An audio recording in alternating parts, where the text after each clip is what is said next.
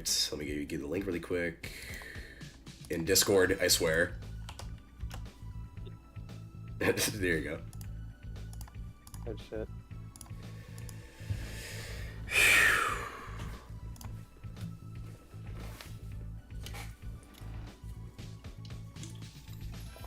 Yeah, just in the server and then Twitter, I guess. Yeah, I don't know. I'm sorry, I'm just saying.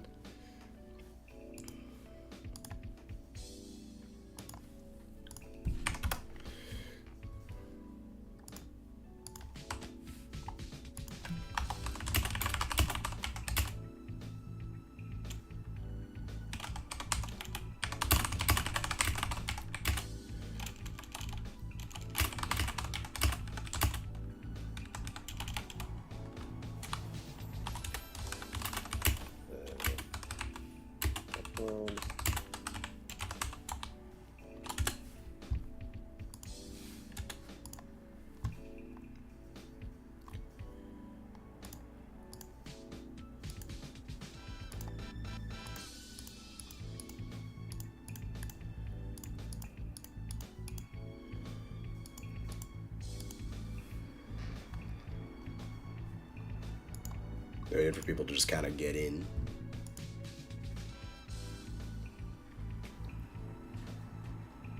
Do, do, do, do.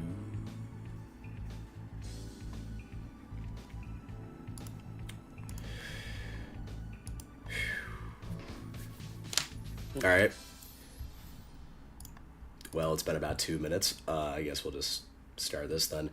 Hello. What's up? Fire. What's up? Sorry, I just love hidden replies under shit. It's fire. What did they do? What did they do? Nothing. It's under a different post, unrelated to anything. Okay. Well, hello everybody. Welcome to a kind of late end of the year roundup for not Kagurabachi. Well, it's part of it, but manga this past year. Me and Dan have not done this in like a month because we were busy with shit. Dan released the first chapter, or I guess 5 chapters of Valhalla.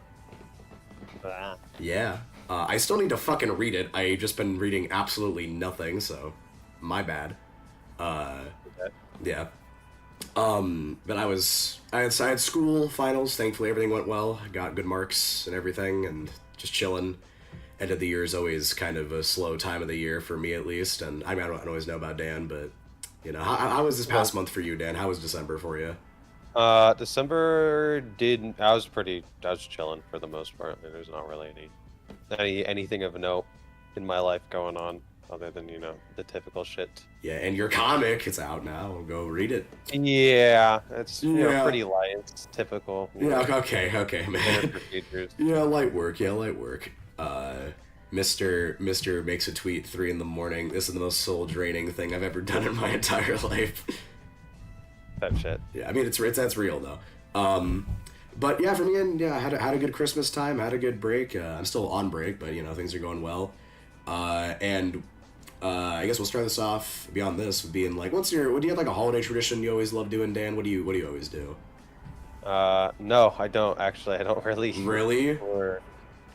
Yeah, there's not a particular example of anything in my life that it's like, oh, this is my holiday tradition, or you kind of just do the typical white family holiday shits. Ah, I see. Do you guys, so like nothing specific. Also, Sabro, Milo, and Cobes are in chat. What's up, guys? How you guys doing? We're yeah. If you guys got any things you guys want to say, or you know, whatever, we're here. But yeah, so I think it's just best we just fucking get in here. We kind of have a lot to talk about. I mean, not even like, we just have a lot of chapters to go through because we got like 4 for the main stuff we talk about, and then MHA, which is always very funny. So let's get to that. Let's start with, I think what did I put first? I put Chainsaw Man or Kagurabachi first? Whatever. We'll just go with this. Usually, Let's just do Chainsaw Man first. So we got 185, which was basically just Denji explaining that his plan was because he knows that like Puchita's body still exists in the actual world and he's here. He's just gonna start eating the fucking trees because they're made out of people. And then the next 2 chapters after that was just a bunch of like fighting and shit, which was cool. And then it's just really good looking fighting. I'll say that. I don't think so. What's up with you? What's your thoughts? I mean, let's let me just go through all of them, and then we can talk. Go through everything, and I'll talk. Yeah, about and then it. 187, and then 187 was just more fighting, and there was just some cool panels, some cool pages. The tree one was kind of cool. And then finally, there's one that came out just yesterday. It was probably my favorite of the batch that came out, which was what the fuck happened? Yeah. So we get a confirmation that Yoshida is actually like the octopus, like devil, like the actual thing, which was fucking crazy. People were theorizing about that for a long time, but I was thinking like this would make a lot of sense, seeing as, you know, like Yoshida just kind of showed up and then died immediately, or at least just was gone. So we just assumed that something happened with him. So him getting eaten made a lot of sense, and it being like this was cool. I like this reveal. But it's kind of funny going through all these in consecutively and realizing that fucking not really a lot happened, you know, not really a lot happened. Procedures for Chainsaw Man. I know, but like that's 4 chapters, you know, like that's a lot of fucking chapters. Yeah. You'd hope. So yeah, what were you gonna say about like? So there was the fight. And then there was the move. There was the fight. I saw a lot of people talking about how like peak Chainsaw Man's back, and then they would show the most unclear, kind of poorly paneled shit I've ever seen in Chainsaw Man. Like the fight was conceptually cool, that he was like, you know, just fucking tearing into the guy. You could not tell what was going on. It took me 2 pastors to realize that was what he was doing. Maybe I'm just slow, but I don't know. I also think JJK in the latter half is clear, so I don't know if that I could identify what was going on in a lot of those fights. I think majority of the people couldn't do so. I think JJK is really clear. Not really clear, but like clear enough in the last bit of it. I will say this. I like this fight as in I like the concept of it. I like the idea of it. I like the whole thing of Denji like eating a fucking tree person just to keep his outside body going. I think that was cool. But my problem with it is like, and a perfect example actually is this spread right here, where like this is more clear than how most Chainsaw Man pages or spreads are or have been for a bit now. You're gonna have to show me. I just kind of have it on stream. We're gonna open up chapter 187. No, you just screen share your screen in Discord. What are you doing? No, come on, shut up, Dan. Stop talking, bro. Stop. What are we talking about, man? Fuck you, bro. So much less friction. Shut I the can fuck see up. clearly what you're talking about. This was cool. I did like this art. Yeah, this one was cool. My problem with it, I will say, is that like this is more clear, and I fucking love the one on the left here. This one, people were talking about it a ton. I like that page a lot. My problem with it still is that this is just that page on the left is just fucked, like unreadable, awful. just fully unreadable. This is the one that I saw people like talking about. It was like, it's back. We're back to peak Chainsaw Man fighting, and it's just like I just cannot see what it's is happening. It's just a bunch of fucking lines. You know what it is? It's a lot of things, but if you get rid of the background lines, it would really help here. Like it looks fucked. Actually don't think it would, because you can't, like, the big issue is that you just cannot see the chainsaw. I don't even. Oh, there it is. That should not be something I have to do. Yeah, you know what I'm saying. Yeah. That's actually like that is my issue with this. The but fucking lines. It's just ridiculous that this is an actual fucking problem. But look, yeah. So on like a concept level, I like the idea of this. I thought it was cool. I think again the paneling and stuff's kind of poorly shown and everything. I will also say another thing I liked was, like I was just saying, beyond this fight, Yoshida. I liked him here. I've kind of been hoping that like at some point we'd have more of an actual like trio kind of thing with Asa, Denji, and Yoshida. At this point though, like I don't know, man. I feel like I just haven't felt like I've felt like moved by this fucking plot for like a little bit now, and it's kind of a lie, because I did like a few chapters ago when Asa and Denji had the whole crap burger conversation, but I just don't really, not that I don't care.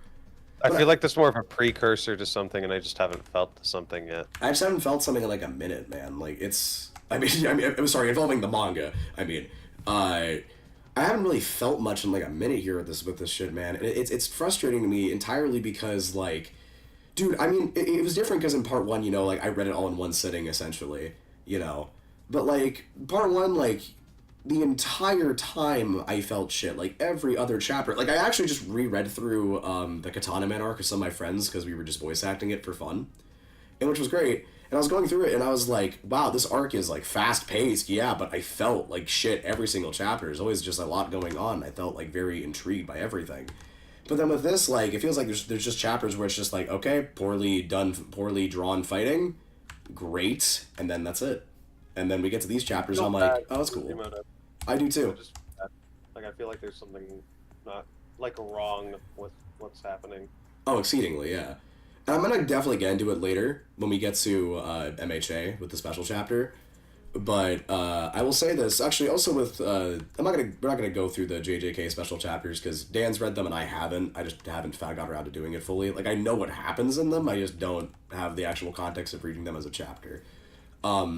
Weekly manga as the way it is right now, not in the fact that shit comes out weekly, but more just the production side of it, needs to die. It is insane to me how there have now been like 3 very large cases to me of people like Horikoshi, Fujimoto, and Gege have all been affected by it to a very evident degree that is just making me more and more frustrated when I read their mangas, because especially Fujimoto, because like I don't even think Chainsaw Man as like a story has gotten worse. I just think there's just like it's just taking a while. But it's very evident the art has gone a lot worse, and it's made even more apparent is that someone was posting like art of the 3 of like Denji, Asa, and Yoshida from like the beginning of part 1 all together, and then now, and I was like, holy shit, what happened? Yeah, it's crazy different in a very bad way, and it's just this is what I've meant, bro. Like Chainsaw Man Part 2 had some of the best art the series had ever seen of it. Actually, since we're doing, I'm just gonna pull up some shit from early part 2. Because we're talking about it now. It is just not. Also, Dan, you lagged if you said stuff, by the way. Oh, well, where did I lag? I don't know. Like you were saying, like part 2's art used to be crazy, and then you cut out. Oh, part 2's right. Part 2 at the beginning of part 2, its art was just fucking like outstanding, stellar, some of the best in the entire series. My favorite section of art in the series. And then it's just like, dude, where did Fujimoto fucking go? It like, I just don't know what happened, and it makes me feel like sad, feel like bad, because it's just like, dude, it's just so good, and then you just get to the modern shit, and it's just not, it's not as good. It's not even necessarily bad manga art. It's just not, just doesn't feel good. Like, you know? This single page I like looking at more than anything from the past like 50 chapters. Like on the right there, like the lighting's like also the next chapter, because I think there's a certain spread from this one. I just remember, I thought maybe in the last one, I forget, but like I don't know, just like for example, like just look at the faces here, like this guy or just one random fucking guy. I like the way this guy's face looks just a lot. It's just these guys a really cool, well drawn face. It's a good face. The problem is like then you go to like I don't know. I probably should have just kept the other. Actually, here we go. Like look at this. Like, these aren't shits, they're just not good, particularly. And it frustrates me. I wouldn't, in counter to how I used to feel about Fujimoto's art, I wouldn't tell anyone to read this for the art alone, you know? Yeah. I would say I could say confidently about throughout the entirety of part 1 and part of part 2. Yeah. Like, and art alone is a treat to experience. Like, it's so different and cool. You want a perfect example, bro? Like, the art was so fucking confusing for a lot of the fights, and where we are right now. Dude, this feels so 3D, and it's so readable, and it's just like cool. Like, oh, bro, wait, this? Oh my god. Fucking hard. This is ridiculous. This is so fucking good. You know, I miss too. I feel like people fucking forget how good part 2 looked. Yeah. I feel like we're not even talking about the fucking plot. Honestly, I don't have much to say about the new chapter. It's not like it was bad or anything. I just like the fact Yoshida's here, and because I fucking love Yoshida. I think he's really cool. I don't know if I love Yoshida because I don't fucking know anything about him. I like him. That's like that's kind of why I like him, too. At the same time. Yeah. I'm just so intrigued by him as a individual person. That's what I mean. What makes him tick, what motivates him, but I don't know, and so I don't know if I fuck with him actually. I liked him like as kind of like a foil to Denji in all the times that they had one-on-one conversations a lot, And I liked that a lot, but I just feel like it was all kind of building up to something that we're just not there yet. Now that he's back, like, I like the conversation they have here. I can't really say about what, I just liked it. I don't know, I like the fact people are talking in this fucking manga. Oh, this out was almost bad, bro. Sorry, I'm doing okay? Valhalla art right now. Are you okay? And I didn't save this art piece at all, and I would have been so mad. That would have been really funny. It, like, crashed or whatever. I'm surprised you can still hold a fucking conversation like this even when you're drawing your manga. Or your webtoon. I'm just fucking around with, like, that's fair. Like, value. Okay, perfect example. Look how fucking... I love this chapter so much. Because as a reintroduction to Denji, this is such a good chapter in general, because he's just like, oh, you have Denji now, like, the whole world fucking loves Chainsaw Man, but he still can't show off his whole identity. And everyone here looks so unique. The faces have so much... They're just so expressive. I just like looking at this manga. There's line weight, you know? Big important thing right there that just is not existent currently. Genuinely. Like, everyone here looks really different. Like, I like the way... Something else to say, I love the thinness in which Fujimoto used to draw in early part 1. Like, it's yeah, line weight for sure, but just, like, even then, like, it just looks so thin. I like it. Like, the lines in Denji's hair are all the same length now, and if you go back to... see his hair... Actually, we can do it right here, yeah. It's varied. Like, there's varied lines there. It feels more full. Like, it has volume. This was the page. It feels like fucking... And look at this. These three right here. And then look at fucking this. It's just so different, bro. It's just so much worse. I feel bad. I don't really want to harp on the art. Yeah, we can move on. I was just saying. Obviously, there's just something wrong here. Yeah, in general, it's just evident to me that, like, again, I'm going to get more into it when we get to I'm going to get to the MHA stuff, but in general, you know, weekly stuff, production-wise, needs to die. I feel really bad for Fujimoto. Fujimoto is one of my favorite authors ever. He's an incredible director and author. Also, unrelated to it, just on the... What director work does he have? Directing, I'm sorry. I'm kind of phrasing that poorly. I mean, like, directing as in I like the way that he just, like, I don't know. Because, like... I just like the way he makes shit. That's what I mean. That's what visual storyteller. Yes, that's what I mean. My bad. Okay. As a visual storyteller, I like him a lot. Now, let me say this as well before we continue, because it's just on the good side of Chainsaw Man stuff. The Reze arc trailer. I'll just pull up a screenshot from that. Looks fucking crazy. Yeah, let me just pull up a arc movie. I'm not gonna show the whole trailer because copyright purposes and all. I just want to pull up like an image for it, I guess. Yeah, this works. I'll just this little one of her winking at the camera because she's cute. Yeah, Dan. So what do you think about the movie trailer? Crazy. I mean, I don't really have anything else to say. Like, it's actually, I guess. Oh yeah, I was gonna ask you what do you think about the arc. You know, it's good. It's solid. You know, I there's not really a lot for me to say. Yeah, I will say that I'm someone I like season 1 of Chainsaw Man. I like it. As someone who adores part 1, like, it's, in my opinion, perfect. I would not change a thing about it. I love part 1 a lot. I think that the Reze arc is also my favorite arc in part 1, aside from the last chunk of it, but, like, it's incredible, it's funny, it adds so much to everybody's character. Reze is one of the best characters in Chainsaw Man, the art's incredible. It straddles the line between being really... just bizarre and off the wall all of the time, but still having just very grounded, real characters, which is what I love the most about Fujimoto's writing, and something I just love. I don't know, like, if you can really do that well as a writer, I always become more gravitated to their plots, when you can have a lot of crazy shit going on, but still have a lot of the characters and choices and just writing just feel grounded still. For sure. And the movie as well, I love the directing. I love the directing changes. Same reason I like, season 2 of JJK so much more than part 1, or season 1 rather, because, like, I will always be more for, like, motion over detail when it comes to animation. I'm not, sorry, maybe not always, but a lot of the time, especially for a lot of anime. And every single cut.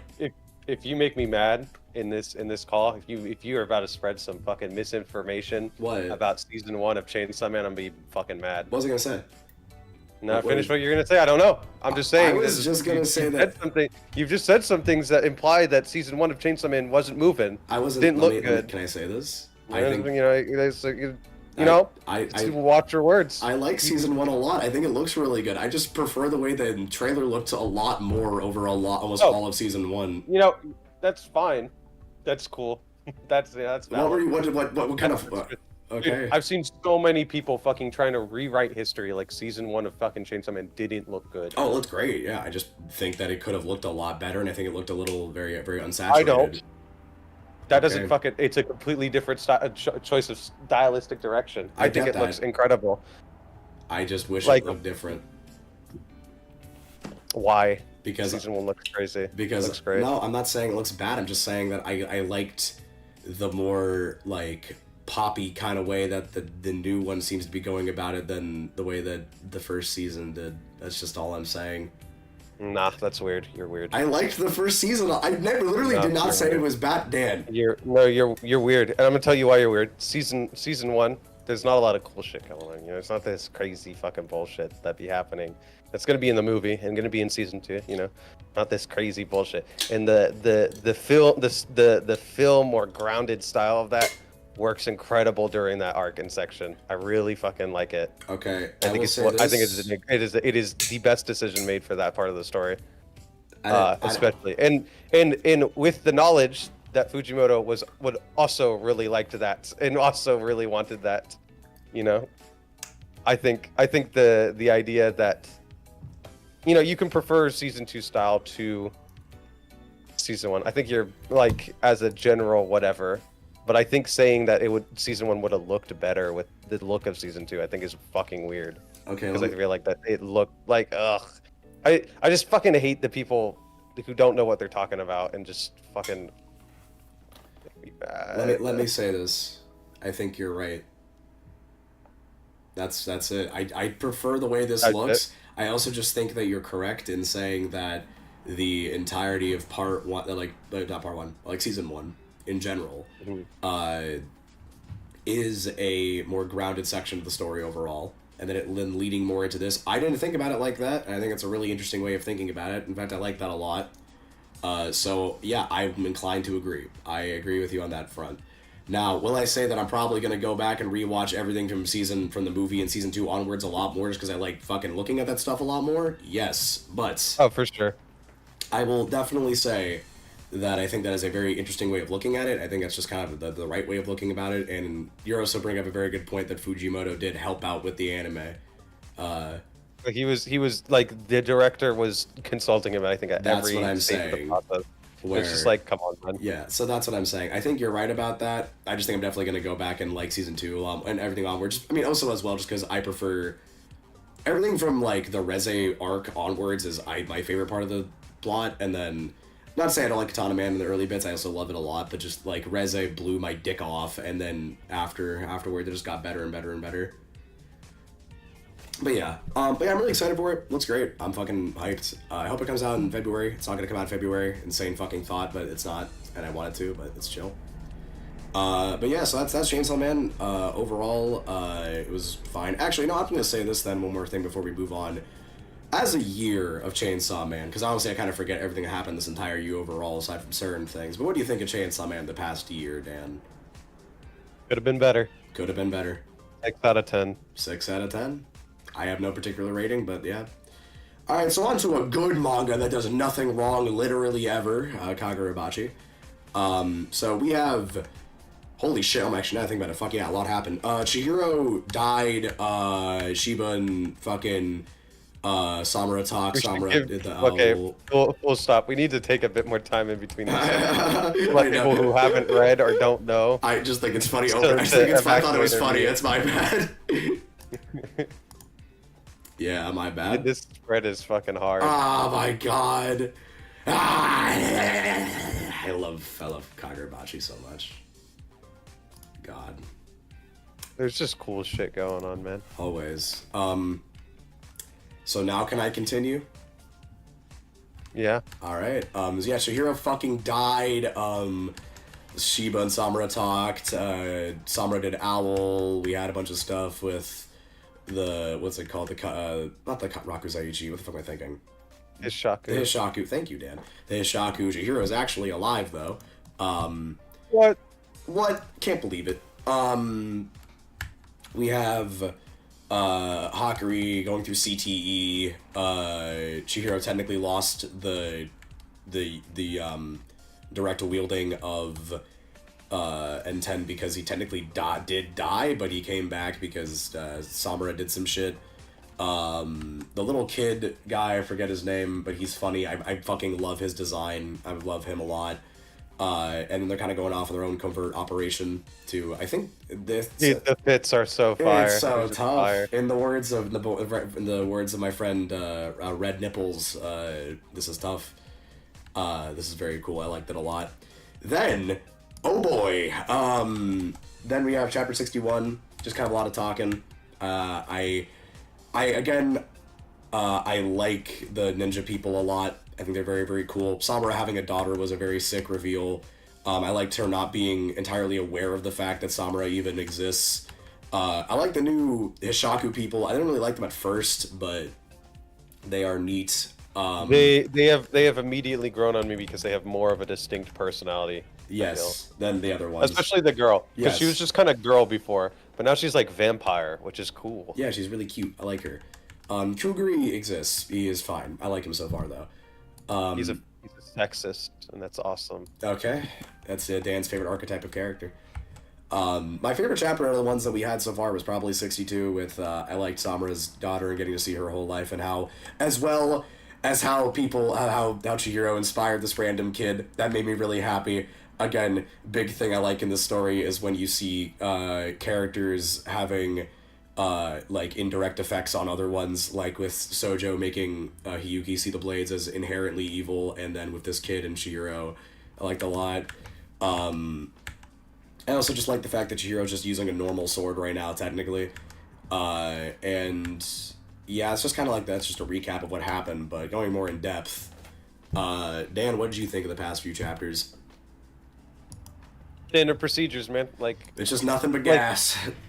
like I can't say I'm surprised by anything, but I also can't say I expected it.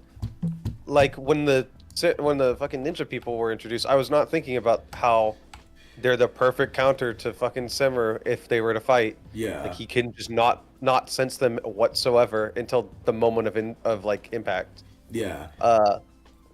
And then Chihiro Not like having joining sword. up with them pretty much. Yeah. And the daughter reveal, like it's more so just adding on to things I already knew as opposed to actually giving me new information. Like the daughter, it's like I got that kind of vibe already from Summer that he had a kid. Yeah. He looks like he fucks. This is fair. Well, okay, there's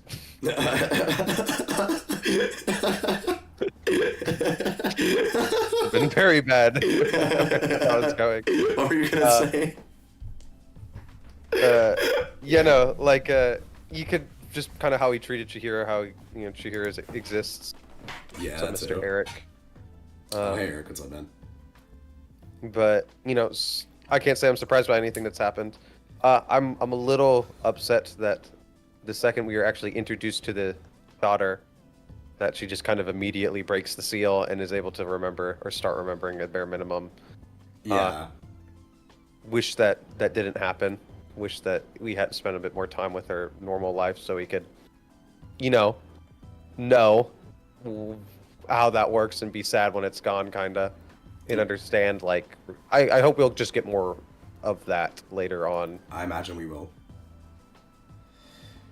If I had to say anything, which I will because this is a podcast, I will say this. My favorite, I just fucking love Chihiro, man. Chihiro getting to the point in this fight where, like, he finally, just after this bullshit, awful day he's had, he comes in and sees Samura killing one of the other wielders, and just, in this moment of raw emotion, just kind of just going back to how he was in, what's it called? The first arc, I liked a lot. I thought that was just fucking great. And also, Samura, like, cutting, like, so something I'm interested in Samura saying is that, like, apparently Samura has a very interesting, like, it's implied that he has a very interesting way of looking at the way people kill others or how people harm others, because Chihiro has killed a lot of people, no doubt. But in at least Samura's eyes, it's showing that, like, I think Samura doesn't think that Chihiro has done enough bad to where he should be killed. Which is interesting to me, because that would mean that, like, either in the war they killed so many people or they just did so much awful shit, or they did something so specifically bad that they all need to die despite everything. Because, you know, Samura, like, cuts Chihiro here, but he ends up still living, and Shiba mentions that, like, that's because of something that Samura did in cutting him. Also, again, like I mentioned, with, like I said beforehand, I was thinking that it was going to be a clash of, I don't know, like, redemption between Shiba and Samura. That's definitely a point they're making here between them fighting. Another thing I liked was, I just think it's really cool just having, a title card, not title card, but just kind of something like that, just being Chihiro, just saying, oh, Chihiro died. I just think it's really funny. Yeah. On top of that, I thought, like, it's just cool that Hirohiko is, I don't know, frustrated with Samura. I thought that was really funny. Where, again, I love Hirohiko. He's very funny. I like that his understanding of emotion is so tied to violence that he just thinks Chihiro is like just his best friend now, and thinks that Chihiro actually did die. I cannot wait for them to meet again, and he's just gonna be so happy about the fact Chihiro's alive. And everyone else would be like, I thought we killed him. It's just funny. This manga is so funny. And I think it's funny in a way that's different from a lot of other manga, where I don't think it always tries to be really directly like, oh, you should be laughing at this, but just like, when you think about it for a few seconds, it just starts to become very funny. I remember you saying something like that one time. Yeah, it's like you just when I'm reading it, I don't think it's funny generally, and this goes for a lot of things. But the second I think about what actually has happened, and think about like how like just process it as opposed to like looking at it in a story and being immersed in it, just taking the meta perspective, it gets really fucking funny. Yeah. I mean, you know, like the seven nukes is of the swords. It's funny. Yeah. I like that Yura and Samura are working together, but I'm really happy Samura is not just directly part of the Hishaku. I didn't want that to happen. But him working with Yura, I like a lot. I love Yura. He's really good. Yeah, like their whole conversation here is just good. I don't have anything really specifically mentioned. I just think this is a cool area in the arc. Owl is fucking scary, like as a concept. Dude, it's across the entire fucking country. Yeah. The sky is just black with these big ass fucking owl eyes looking at you. That's fucking scary, bro. It is scary. It's a scary ass spread. Like, look at this. He just sees everything. That's fucking horrifying, dude. Like, imagine just waking up one day and then or like in the middle of the night, you go up to go take a piss, you look out your window. Dude, is that a fucking owl? Like, here's the thing. Like, it makes you think about, dude, Shoujo is fucking shit. Dude. Shoujo? Like, with his fucking blade. Yeah. Same thing with Chihiro. He's fucking shit. They're nothing, Sojo, bro. Yeah. This shit covers the... Huh? Yeah. I don't know. Sorry. I thought you said Shoujo. You meant Sojo. Sojo. Yeah, Sojo. Yeah, there you go. Continue, sorry. I thought that's what I said. No, I think you did. But I just heard Shoujo. I was like, what the fuck are you talking about? Oh, shit. Yeah. But, like, dude, he's fucking trash. Yeah, like, he was barely, like, building level, you know? Yeah. I think the craziest feat we've seen before this as far as, like, damage goes might actually just be... I mean, aside from the Shinoichi, which we just know is stronger, they're stronger than the rest of them, like, inherently, is probably, like... I don't even know. Is it, like Sojo and Chihiro fighting? Like, but that wasn't even, like, a specific, like... I'm just pretty sure that's, like, the power ceiling that we understood properly before that moment. But that was just them clashing. It wasn't, like, a specific move. It's, like... I don't think it was a specific. I don't remember any specific moves. Yeah, but, exactly. I just remember. It wasn't a specific move. It was just them fighting. This is a specific move. Fighting was destructive, you know. And it's like the Shinoichi. Is that how you say it, right? Yes. Like it just was super. It was barely unsheathed and it was just killing a bunch of fucking people. Yeah. But it wasn't like crazy. It was just killing people with like ease. It's like I don't know how this works. So like it can be crazy. I don't know its actual strength. I don't know how this works, but it. Like how fucking Samura's fucking sword works in any way. I just know there's feathers sometimes, and like it did standard like fucking sword shit that we've known up until that point. But this shit covers the entire fucking country. Yeah, like actually, it doesn't seem to be draining him. It doesn't seem to be like hard for him to maintain. It's just like, dude, what the fuck? Just like a passive thing, yeah. This sets the scale so much larger than I ever thought it would be. Yeah. Also, again, something I wanted to I always say this, I think I say this every single week at this point, but god, man, it's fucking... I was say Horikoshi. Hokusono got a lot better at drawing faces, particularly since the beginning of this manga. Because I just remember, like, Shiba, like, in, like, the first chapter just looked really blocky, like, all the mouths and his eyes and everything, and now he just looks so alive, like, in every expression. I love it. Like, weirdly, even though his expression this entire chapter was the exact same. That's what I'm saying. This kid is so funny. I love him. He's just a foot tall. He's just this like, sassy little guy. The way he just walks in the door, and it's like, Yeah. He's 20 years old. Does not take up, like, half of it. Yeah. It's just, like, he's just there. It's just this fucking on the top right. This panel's so funny. He's just there. I love him. He's so stupid. Very funny. There's this other panel from, like, the new chapter that me and my friends were laughing about because he just looks exhausted all of the time. But something I liked a lot was Shiba, like, being hesitant to hand over the sword to Chihiro was just very funny to me. Because, like, what is it? Like, not even funny, but just, like, I don't know, it made me feel weird. Because you know that Shiba doesn't want to give him this, but he knows that Chihiro has to keep on going. And it's just, like, sad, honestly. I don't know. Yeah. Yeah, I will say this as well. My big issue I'm having with Kagurabachi right now, and it's not even like a problem, it's just, I don't know, I'm annoyed about it, is now, okay, like, now Hakuri's gone, which is fine. Like, I don't have an issue. I like him having consequences for his actions. I don't want him to become one of the fucking background characters. He won't be. He won't be. He won't be. I don't know, though. He can't be. He hasn't set that expectation for me properly yet. The only reoccurring background character has actually been Hiyuki. But even then... Like, he's just been around. And, like, Shiba's been around, but he's not been doing a lot. Yeah, I think we're gonna be having doing more soon. I mean, he kind of did this past few chapters, but that was like more so. we don't see, like, he does stuff, but we don't see it ever. Yeah. Anyways, like I was saying, yeah. So Hakuri, I like him having consequences for his actions, but I really hope he doesn't get like Hiyuki, where he's just kind of like, hey, you're just out doing something. Like he has CTE right now, or like with Hiyuki, where it's like, hey, she's doing her own mission right now. Like, I just don't want that. He's being saved for later in this arc, for sure. Hiyuki, I think Hiyuki is as well. And I hope she's just not fucking stuck in a situation like that. We will see. Anyways, yeah, this shit's hard. I'm happy they're going off on their own thing. And so far, I really like the Masumi. I think that's their group name. Mainly, I just really like the kid. I will say this, another problem I'm having with Kagurabachi is I do not like the fact that I do not know any of these people's names. Between these three people. I call him just Kid Ninja, I call Lady Ninja, and then Guy. I don't know any of their names. Like that third guy is just the third guy. Yeah, I have no opinion on him. The other two have really cool designs. He's just kind of a guy. I feel we're gonna get to know more about them for sure. No doubt. But yeah, anyways, maybe not. They could just die. This is true. But yeah, going through more specifically, I fucking like the fact a lot that Chihiro. Okay, because something I always bring up is, again, like, Chihiro's self-worth involving the blades. That's, like, the most central conflict that exists within everything that I always really like to come back to, because I just think it's really interesting, and I like discussion of self-worth within a lot of art and stories.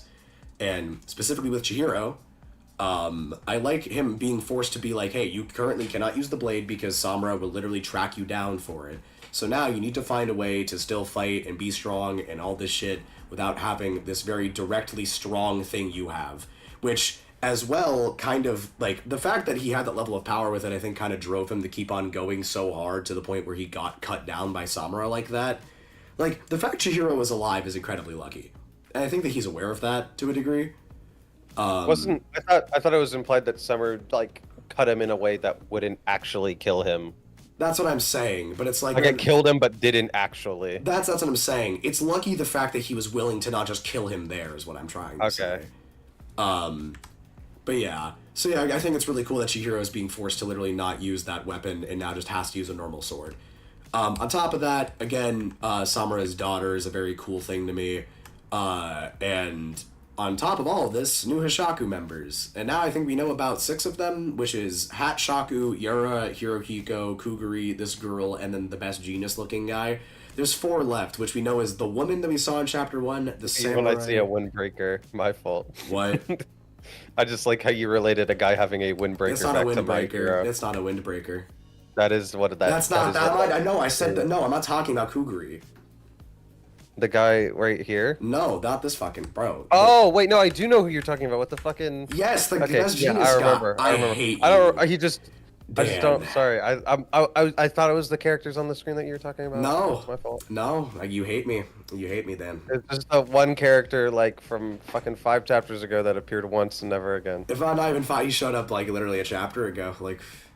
Like 5 chapters ago. Okay, Dan. Dude, it's been like 5 weeks. I know. I'm fucking with you. I'm sorry. I'm sorry. I'm gonna kill you. I'm gonna fucking end your life. So, yeah. So Kuguri and this girl are really funny. I like their dynamic. Kuguri, I thought was gonna be kind of boring, and he kind of is right now. But he seems to have more energy in him than just the average sword guy. And I like the little girl. She's cute, and she's kind of like a vampire, like you were saying, and I like that. But yeah. So then the new chapter. I mean, not new. We have a new one on Sunday. Which is really cool. I thought it was Friday we were getting it. It was the 3rd on the website. Oh wait, we are? Fuck. Wait a goddamn minute. We're getting it tomorrow. Holy shit. Okay. Well, I guess we'll get to that. 15 hours? Yeah, shit, we'll get to that when we get to that. Fuck, what was I saying? So, I like Samura's daughter a lot. I like her personality. She's not just like a girl. I thought that was cool. I'm happy she's not just like a girl. I mean, in general, though, like, even when characters are just kind of gonna fit a role of, like, just a character in this series, they always have at least one little thing that kind of sets them off to me a lot of the time. Or at the very least, what's his name? Hokusono has gotten better at doing that, like, consistently. And especially with, like, his daughter. I like how she's... I don't know, I like that she seems kind of just fed up with a lot of stuff a lot of the time, and I like how she has these 2 other people to play off of, and how she doesn't really... She's kind of awkward. She's kind of fed up with things. I like this random guy who got inspired by Chihiro. Like I was saying earlier, people being inspired by other people's actions in this story is something I always like a lot, because it always just leads to interesting conflicts, and even if it's just a small background thing right here, I like it. Yeah, and then I liked her stepping up to save this guy, and then the little kid, the little guy. The kid. He's just, it's just so funny. He's just like a foot tall. This manga is so funny. He's just a foot tall. And he's also 20 years old. Excuse me? Hey guys. Coming through. Like, it's just, I don't get him. He's so funny. This was the panel I was talking about, by the way, on the left here. He just looks so fucking tired. I think it's really funny. Let me see here. Yeah. I mean, yeah, it's just like, it was cool they showed up. I liked this. I didn't really understand what he did here. I just thought it was kind of funny that Kuguri just kills this guy really quickly. And yeah, that's it. This chapter was cool. That's really about it. I think it's just supposed to show that he's fucking fast. Yeah. I'm interested in the next chapter. I just really fucking hope that the ninja squad doesn't get jobbed. I like them a lot. I don't think they're gonna, but still. I think they're gonna. If they're gonna die, they're gonna die whenever we end up fighting fucking Samura. This I can live with that, but I'm saying, you know, I really want a lot with them still. But anyways, before we move on to MHA's bonus chapter, I will say this, Dan, and don't start popping off too much. But what was your thoughts on Kagurabachi as they're looking at this whole year? It was good. It's its first year of publication. You know, it's a very good first year for anything ever. Isn't it fucking crazy that the big first chapters that came out this year was chapter 16? Yeah. Chapter 16 was the beginning of the Sojo Chihiro fight, like their second one. Mm-hmm. That was like when he called the blade to him and then T and then roar, dude. Yeah. Oh my god. That was the fact that was like last year was insane. Or it's like it was like a year ago was wild to me. Generational, bro. It is. It's one of the best opening arcs ever, and then the Rakuzaichi is fucking nearly perfect, and then this arc has been really good so far, and it's really been interesting me more and more and more and more and more. I have my issues. I want Yuki to come up. I really just hope Hakuri doesn't become a background character. I'm interested to see where this arc's going to lead. I haven't seen Char in a very long time. That too, yeah. Sad. That too. I miss her. She made me cry in the first 15 chapters of this fucking manga. So, you know, make me cry, and then you don't show up ever again, and you're still alive, and it's like, you were there at the beginning of the fucking Rakuzaichi arc. Where the fuck are you now? I haven't seen you since then. Yeah. Yeah. I'm okay with her being a bit more, like, minor in general, but... I just don't, like, I literally do not understand fighting for this character if they're not going to do anything, ever. Like, I don't need them to do anything, but I need them to be a character in the story. I understand that. That I, like, get stuff out of. Otherwise, you should have just died. That's insane. Why should have Char fucking died? If she's not If she gonna be doesn't around. serve if she doesn't do anything else in the entire story, I think she would serve better as a reminder to Chihiro, like a fridge, genuine, if she just doesn't exist for the rest of time. I think she's still gonna exist though. That's the thing. No, but I'm saying if she does, that's what I'm saying. I think if she doesn't exist, then she would have been better off dying in that arc. All right, I can see that. I just think she's gonna be alive, so I haven't even thought about that. That's interesting. No, I mean I think she's alive. She's gonna be alive too. I just don't. Yeah. If she's not in the reality where she just is irrelevant for the rest of the entire story, She isn't. just literally should have killed her.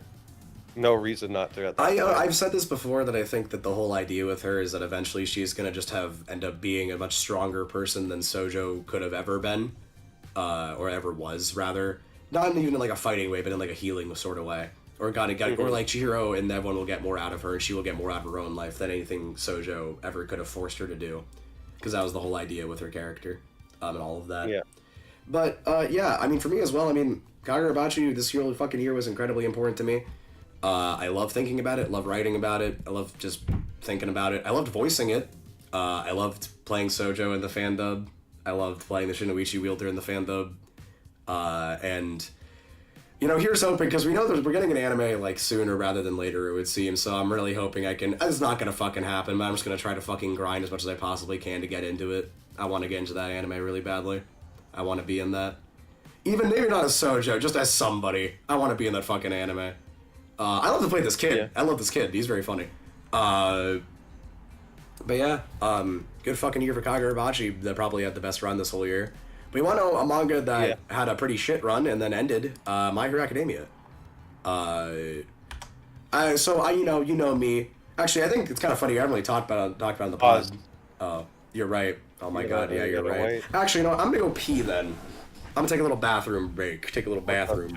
One sec. Let me just I'm gonna put a toilet on the. Well, I'm not pooping. Well, I'm not pooping. I'm just gonna put a toilet shopping list on here so people know what I'm doing. All right, I'll be back. Actually, let me put let me put an image, because I gotta zoom in on this. People know exactly what I'm doing. There we go. All right, I'll be back. It's in. What's up, chat? How's everybody's night? If there's anybody, I haven't been paying attention.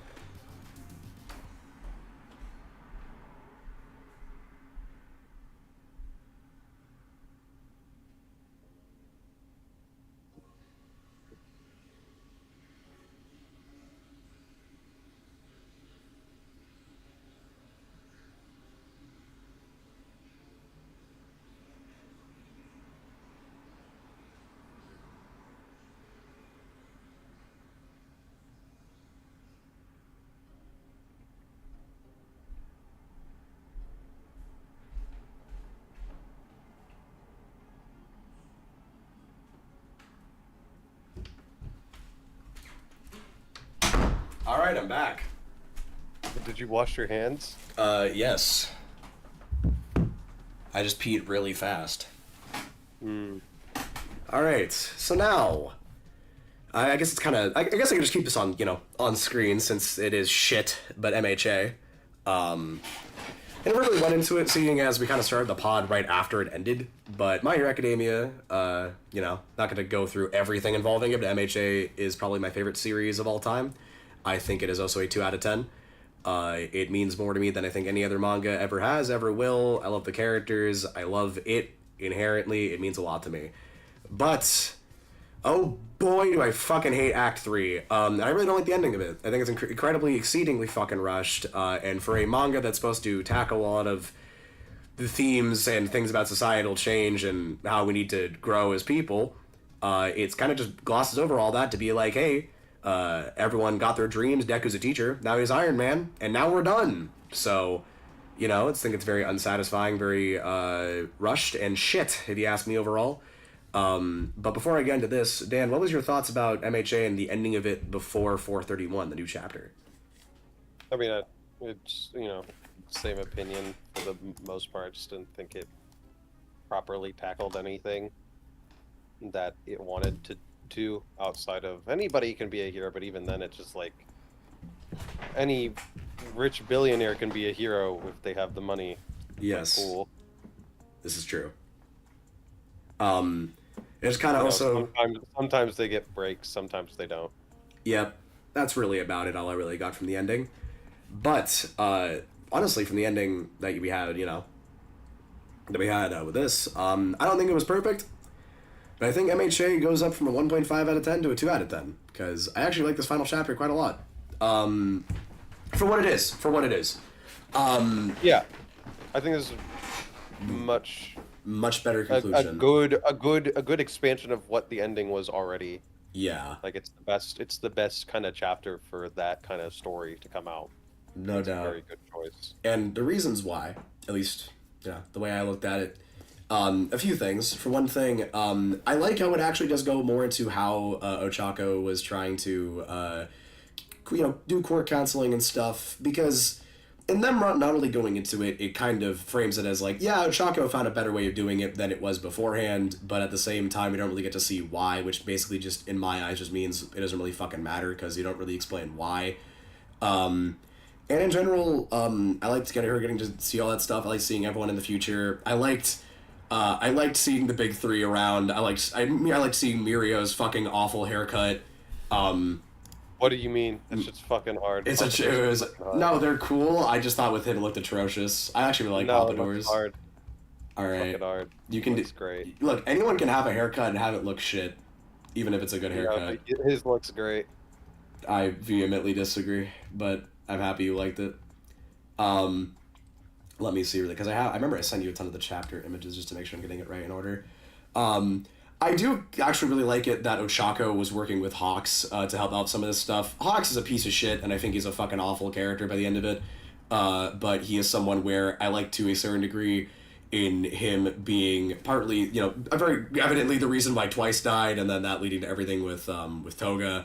I like them working together to a degree to get more, have more of a focus on mental health and trying to make sure having to put more money into court counseling, make sure people don't end up like how the LOV did or with Toga and stuff and with Jin. That was cool. I liked it as well where they were kind of just having fun with these kids. That was sweet. I also liked how Ochako was haunted by what happened with Toga, and I liked that this is most of my thing about it though is that I like how here it's kind of framed more like Ochako's just having really like deep, I don't know, just like memories in like a just like deep not even memories, like hallucinations and nightmares and dreams about Toga and everything involving her, and thinking about like, do you think she's still living on within me? And to a certain degree, like the whole connection that they had about being honest with their emotions and being honest about like themselves, that carrying over to at least Ochako, confessing to Deku, I thought was cute, but like effectively is very reductive towards so much of Toga's character and so much of Ochako's character, if you ask me. So, I mean, it kind of works. I don't think it's good, but it's, like, fine. Like, it could be a lot better, but at this point, MHA, it's like, if you get something that's fine, I can live with it.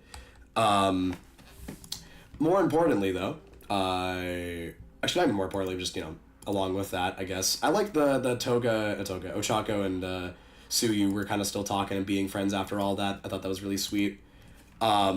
Also, another thing I also will say as well, I fucking love the fact Deku does not agree to join Bakugo's hero group.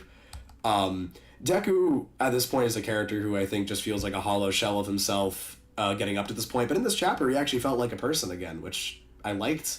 It was weird. Yeah. I haven't felt like this towards Deku in a long time, but like he felt like a real fucking person. him making the decision to be like, hey, Bakugo, I'm not joining you, and what I can do right now, if this is gonna help people in the way that I want to, then I'd rather do this than join a hero association and then just still being a hero when I can. Like, it's kind of cool, actually. I kind of fuck with it, and it was surprising to me as a guy who really does not like Deku in Act 3 and his ending as a whole. That was good. I will say I don't really get what the fuck he's been doing to stop the next Shigaraki. If anything, I think Chaco's seemingly been doing a lot more to stop that. But, you know, it's like, again... he doesn't need to. He already did it. Yeah, you know, yeah. Guys, don't... It's never going to happen again. Hi, everybody. This is me here, Flub and Dan, telling you that if you want to save someone, you just need to kill them. No, but seriously. At least that's what MHA is trying to tell us. That if you want to save people, you just got to kill them. And if you want to listen to them, you just punch them really, really hard until you can see their trauma, then not talk to them about it, and then they die. Or understand what the fuck is going on. At all. There's no talking, no nothing. It's just crying. Actually, he didn't even see his dad beat him, I'm pretty sure. He just saw him in the backyard. He did. I forgot. But that's the thing. That's on me. That's it. They don't talk about it. There's no fucking conversation about it, really. There's like a little bit, and then AFO just comes back. My goat. Might be the worst character in fiction, and that's not even like a joke. I just fucking think AFO is a shit character. You know this. You know how much I hate him. I think he's cool. He has a cool design. I like him. I like his design-wise. He looks really cool and could be very cool. He just isn't. He just fucking is not, and ruins what was the best character in the series and brings him down to a character that's just not even a character. Like, Shigaraki is so much more interesting and so much cooler than AFO could ever be. Yeah. The fact that AFO just kind of stole everything from him. Shit. For not a symbolic reason at all. Like, really. Yeah. Like, there's no idea of like him stealing the spotlight. In fact, he says things counter to it. If anything. At multiple points during the story. And so it's just like, I don't think Horikoshi really knew what he wanted to do with AFO. Yeah, I mean, again, I kind of said I was going to get more into it later, but actually, I'll just say it right now. Like I said, weekly production schedules for manga need to die and need to shift around to a point where, because I really do think that, like, it's so evident to me when you see Horikoshi fucking writing things when he's given time or planned it out better, because, like, it's funny. It's actually insane, because you have the last chapter, which I think is abysmal, and then you have this, which isn't, like, incredible. It isn't great even. It's barely good, but it's so much better than the last one. And even then, like, I know that this chapter, like, could have been really great if the rest of everything else surrounding it was really good. It's just not. It just fucking isn't. And I don't even know where to begin with it, really. I mean, I do, but that's a whole other thing, and I don't want to go on for forever about it. But, I don't like MHA. I love it, but I hate it. But yeah, so going on beyond this, I liked Deku disagreeing to work with Bakugo on that level. I like seeing everyone now in the future. I think it's really funny that just you get to see everyone talking again. And also, something I will say that I always have hated the fact it's still a thing, the fact that hero rankings still exist is mind-bogglingly stupid. Because as it was shown in very evidently, Endeavor, of all people, such a fucking important character, that, again, was not the entire reason for it, but a big reason why the belief in him that he needed to keep on chasing after the number one position his entire life to a point where it ruined his life, and people surrounding it to the point where people like Dabi die, and all of that, was reinforced by the fact that hero rankings exist. So the fact that's still a thing is insane to me. I think it just should not exist. I think it's just a system that should just been gone a while ago. So there's that. I like that it's also stated that Todoroki's life story kind of got carried on into more like books and stuff, which I thought was really sweet. I think that's actually a very beautiful thing, especially with Todoroki, such a character who'd been through so much. And also him having more time to do stuff as well. Like, I like the idea that these people have more time in the future a lot, that they have effectively worked to a way where there's less villains and less crime and all that, which is great. I don't want them to say that there's going to be none, because I think that in acting like that, that's just assuming that shit like this can never happen. Like there's a reason why heroes need to exist. We're not going to have a utopia just by having all this stuff happen. Issues will still eventually arise. That's why we need people in positions like this. But I like the fact that he went out of his way to go learn how to make soba and stuff, because, you know, he likes soba and so did Dabi. I think it's like a sweet little moment. It's not particularly the best. Again, like, I do not like how Dabi is handled in the epilogue at all, but, you know, it's something. What else beyond that? I also don't like the fact that, this is kind of funny because it's like, as I was saying, with Toga, I thought it was fine. I don't like the fact that the only real mention we have of Shigaraki's last words to Deku actually affecting him at all in, like, a really deep way, is him in, like, involving confessing to Ochako. I fucking hated that. So yeah. Also, I thought it was really funny that literally, like, the entirety of Class 1A have to jump after, like, just a carjacking. Free that guy. Yeah, I actually free that guy, because... You did not mean, it's like... Let me pull this up. Most of the top 20 heroes are just jumping him. This now. is insane. Look at this. You can see my screen share, right? Look at this shit. Yeah. That's one fucking car, and there's like 20 people on them, and that seems to only be Todoroki, but I don't know. In any case, what was I gonna say? Fuck, right. In any case, yeah. Ida doesn't exist, bro. Not a character. Yeah, not a character. After the fucking AF or Bakugo fucking recovery arc, whatever the fuck it's called. Well, I mean, he doesn't exist. He just is not. He's not present. He has that moment with Deku in Villain Hunt, but that's about it. I mean, yeah, but so did all of Class 1A. So I don't, and like, true. It fucking was shit. I don't. He just probably had like the most like direct moment, but you know. Yeah. Aside from Bakugo, but you know. Not a direct moment. Well, Bakugo did have it. I mean, actually, well, it isn't. It isn't. It is a fuck. No, it's bad. I agree with you. It's bad. It's fucking stupid. I fucking hate the apology scene. Deku doesn't even get to talk. He's just not like, he's just a victim the entire story. It doesn't fucking change. It's insane. Anyways, so yeah, then everyone says goodbye.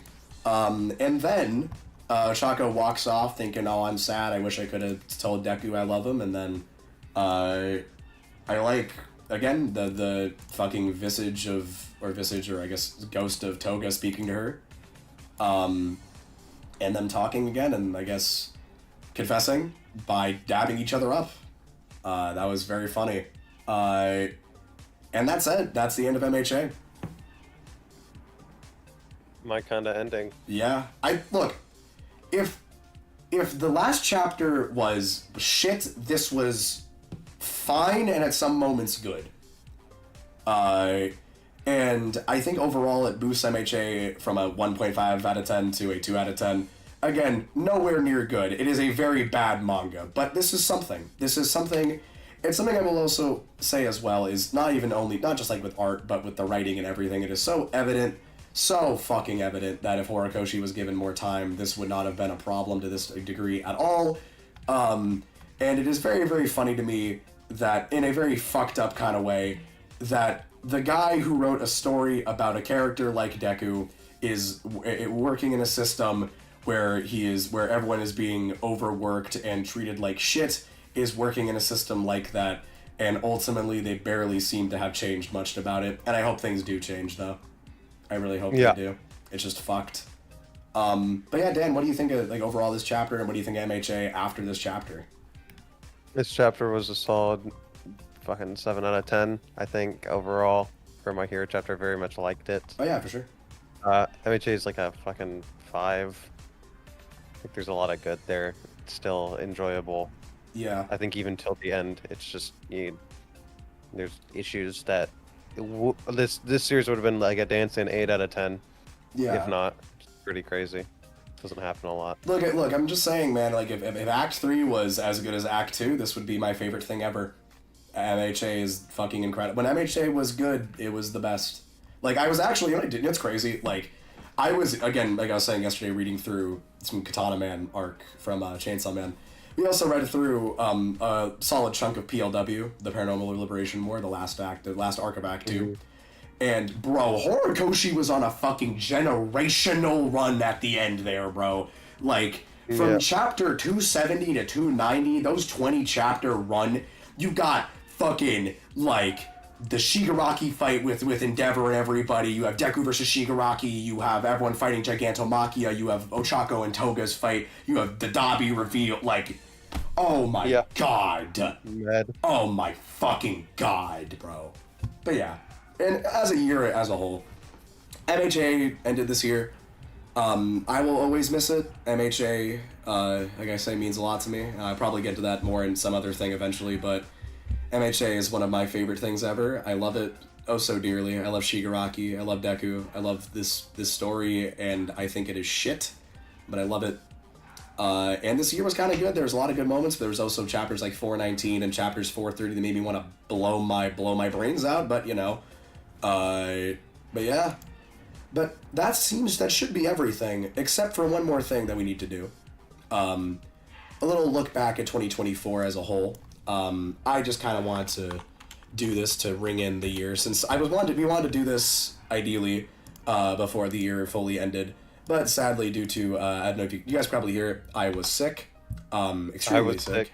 Actually, Dan also. Dan got fucking COVID. Chilling, Dan got COVID. I got the flu, and it's still hurting. Right, Dan's fine now, but you know, we had some problems. The first day, I feel fine. Good for Dan. I'm getting better, but you know, I'm not just there just yet. But now, I want to do one more thing to ring it all in. Dan, we're gonna go through our favorites. Let me say this. Favorite character, favorite scene or line, favorite chapter, favorite fight, and favorite manga of the year. So, I have mine written down. I'll just start with mine and you can go into yours. So, my favorite character of the year overall was either Kiora from Kagurabachi, or Nico Vortigil from Undead Unluck. The thing is, I would go more into Nico, but you have not gotten to that point, so I'm not gonna. Let me just say he's the best. Kiora is just such a fucking good character. When it comes to I think he's on a writing level much better than Sojo, which is saying a lot because I think Sojo's already a really great, really well-written character. But maybe I could have put Chihiro. I could have put Hakuri. Fuck, I could have put Samura or a lot of other people, but from Kagurabachi alone. But Kiora just stands out so much to me as a character, where he's really only really of note for again 20 chapters, but he does so much. The flashbacks with him and Hakuri, the fact that I really don't think he hated I don't really think he really hated his children inherently. I just think that he was someone whose entire existence was so fucked up by the tradition of it all that he stopped to even really weigh their own worth, and he was the one who failed to fulfill his duty, as he says. And also, his fight with Chihiro and Hakuri has some really good choreography to it. I love his I love his back and forth with Chihiro, and he to me he's such a good design. He's just such a unique character to me, and he just works so fucking well in his dynamics with everyone else. And I keep on saying with Kagurabachi, the way that characters affect other characters is always so just interesting to me to watch, and the way that Kiora affects almost literally just the entirety of that arc. It's based around him, if anything. The way that Tenri died, the way that Hakuri took so long to find any worth in himself, the way that Soya mercilessly beat down on him, all comes back down to him. Even if, yes, the tradition led to him acting like this, that's still his actions. And he had to pay for it. And I love his ending a lot. So, yeah, that's my favorite character of the year. Dan, do you have a favorite character of the year? Sukuna. No, it's Chosa. Really? My goat. I love to hear. Why? He's the only character with a good conclusion in that story. Really? Yeah, I mean, anyone who died before the end has a pretty good conclusion. Choso was consistent throughout the entire thing, had very good moments throughout the entire thing. You know, made me cry on multiple occasions. I don't know. That's... as an older brother, I feel it, you know. I got that. Especially. My goat. I really didn't read a lot of fucking shit this year. I can't say definitively who's my favorite character in Kagurabachi right now. I like all of them kind of equally.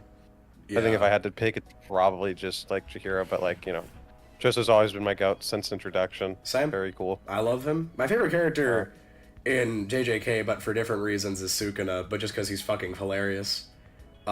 He's awesome. He's so good. He's fucking. I like Sukuna. He's just very funny. But yeah, favorite scene or line. So for me, I didn't choose a specific scene. I cannot answer this question. Really? It's just don't. My bad. It's too specific. No, you're chilling. You have a favorite, like, I don't know, like, moment? Just fucking anything. I'm just saying, like, your favorite... I mean, I have a favorite chapter. Yeah, I don't have a favorite okay, moment. we can skip... Okay, I was just gonna say... Okay, we'll just skip over this one. For me, I just wrote down the shit that Shigaraki says during chapter 419, I think, or 418 it was, in MHA, where he says... it's just in, like, you know... I thought it was a really interesting line, because seeing as how it was handled... where he says, in the Vestige world, while he's fighting Deku, he says, who else would ever validate my existence with the way I am? Kind of a very fucked up line for several reasons, and then he just kind of dies. So if that's a testament to how MHA wants to deal with, if that's any testament to how MHA wants to deal with societal issues, I don't know what is. But, you know, that's just the best example of how shit it handles it. But that's... I really like the scene in My Hero. Yeah, where Dan. When Bakugo comes back, and it's very cool. Oh yeah, and Deku and it's kind of beautiful. Yeah. Yeah. It's like they just link like at the end of the previous chapter into the next chapter is just fucking awesome. It's just if you're gonna bring that character back, it was fucking hard. It was crazy. Yeah. It made like despite my disagreement with the decision. Made me feel good reading that, you know. Like this day was just cool, felt good. Yeah. I kind of give two shits. I prefer him dead. Same. Like from a narrative perspective, but from like a moment to moment, fucking hard. Very good reading experience. It's like I don't think you can deny that scene wasn't fucking good. Oh, it's sick. I just think I fucking hate him. I hate him coming back. As far as specific chapters go, though, I want to ask you first since I just went. But what's your favorite chapter of the year? I don't think I've ever immediately been like this is a fucking phenomenal chapter as quickly as I was with 225 from JJK. 225? 255. You mean 265? Is that it? I thought it was the 55. The one of Sukuna and Yuji in their domain, you mean? Yeah. The conversation. That was also mine. That was also mine. I would say very beautiful chapter for multiple reasons. I agree. It's incredible. It is my favorite chapter in JJK. Like, you know, you could have killed Gege there, and I would still have a very positive look of JJK. Yeah. Extraordinarily. And they, you know, maybe they should have. No, but they should not. No. Okay, do not do that.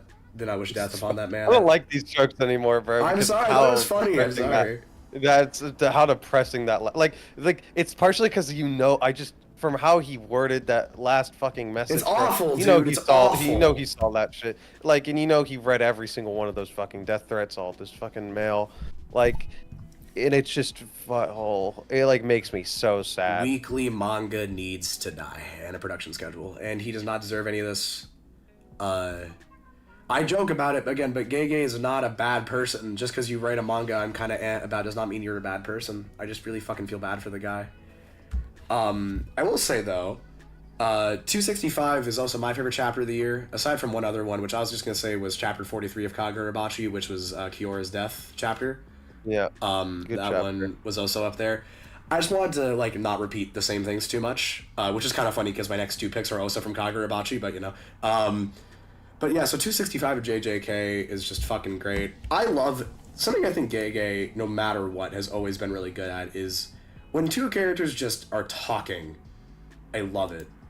I don't know. Like, and it's like, dude, Sugita wasn't really talking. He was just reacting more so, and like that's kind of why I like it. Yeah. Too, and it's like it was just fucking good, bro. And then the next chapter drops the fucking ball immediately. So hard on its ass. So hard, and then fucking what's her name? Nobara comes back. I hate that character. It's the end of the next chapter, bro. That's what I'm saying. I fucking hate that character. I hate. Why does this fucking have to happen? Actually, no. The chapter after it was pretty fucking cool. The chapter after that was the bad one.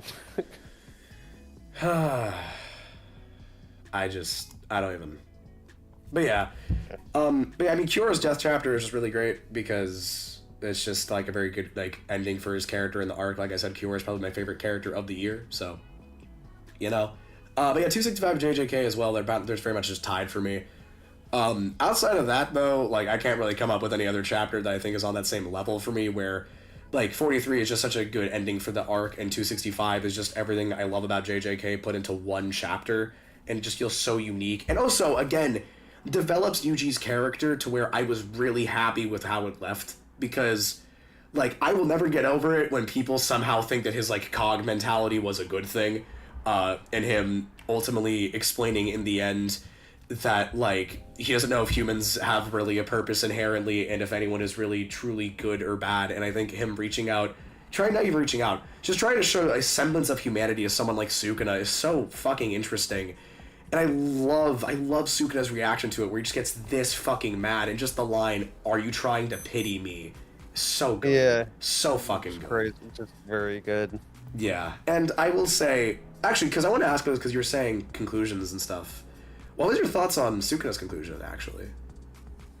No, I have no issues with it. Just zero. Yeah, I think he's, like, I actually really fucking like Sukuna. He's kind of like an untouched character, really. Like people, like there's a level which is like I kind of wanted a Heian era flashback, but it was never from the perspective of Sukuna. If you're gonna do it from the perspective of Sukuna, I think you could go the Gyro from Hunter x Hunter route with that, where it's like you kind of just have narration talking over it and not really like. And don't give any internal insight to how Sukuna feels about things or thinks about it. You just have the image of him reacting, and that's all you kind of get. Yeah. Like, because he's so much cooler and interesting as an unknown than anything else. And there's no level at which, like, it's so much more enjoyable to kind of to have him be this hella nuanced character and just unknown character in a similar way to certain characters in Bleach. Yes. He makes him way better for it. Oh, so we're not talking about it today, but I read up until chapter 100 of Bleach. It's fucked. I love Bleach a lot. I need to read more. I know Pepper is already at, like, TYPW, Dude, which is insane. Yeah, I would say they grinded that shit. I don't know how. Like they were talking to me like 3 days before being on fucking Fake Karakura Town, which is like hundreds of chapters from Thousand Year Blood War, like 200 chapters, and then like 3 days later, like, yep, I'm here, I'm caught up. Insane. I'm like mad, ridiculous. Anyways, Pepper's a friend of ours. They're awesome. But yeah, so great chapters. Fight wise, I think there's better fights of the year, but I can't pick one over Sojo versus Chihiro. It's too fucking good. I don't think there's one that like it comes to mind really.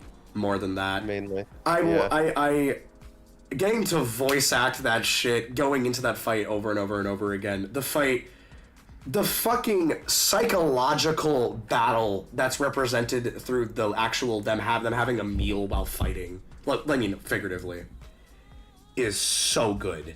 It's fucking amazing. The visual storytelling in that fight is bar fucking none. Just some of the best I've ever seen.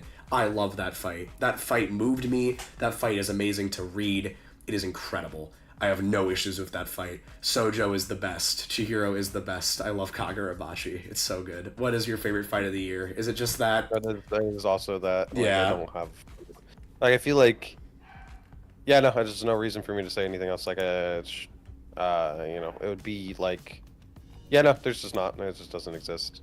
Truly. There's not. It's not. Yeah, I just don't think there's one that comes close to my enjoyment of that fight. Yeah. There was one other fight. What was it? I mean, I guess also Kiora versus Chihiro and Hakuri I liked a lot, but it's just like not on that level, bro. Like, it's not. It's not as personal feeling, yeah. You know. I mean, it is. You know, like it is, but it's like it's just not. It's not. It's just not. It is, but it's not. Like, it's more grand in scale. I feel. Yeah, no, it just is.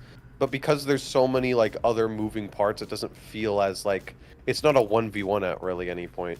True. I was thinking of it because of like you know the Hakuri and Kiora part of it, but that too, yeah. Yeah. I mean Kiora as well is also in a lot of ways just like Chihiro. Like it was hype. It was, yeah. It was just fucking. It was so, like I'm thinking about moments on the side. That's a good fucking fight. Yeah. The fight is fucking amazing. It's just that, like, I think that... You know it's also another good moment? What? Like, fucking Chihiro going into the fucking storage house. Die by my side.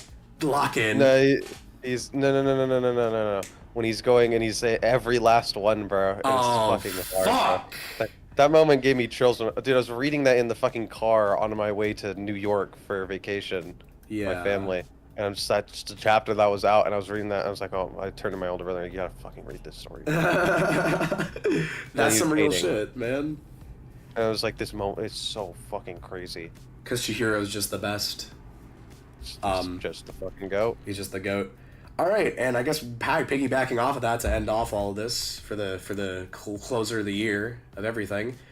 Favorite manga of the year? It's just not a fucking question. I'm sorry, it's just not a fucking question. Kagurabachi. It's just Kagura motherfucking Bachi, bro. Good fucking, you know. Kagurabachi at the end of last year was already like as an end of 2023 was very, very good. I liked it a lot, but then this entire year just made it go from like a pretty good manga to something that I hold so near and dear to my heart, and it's just only been getting more and more interesting to me as time has gone on.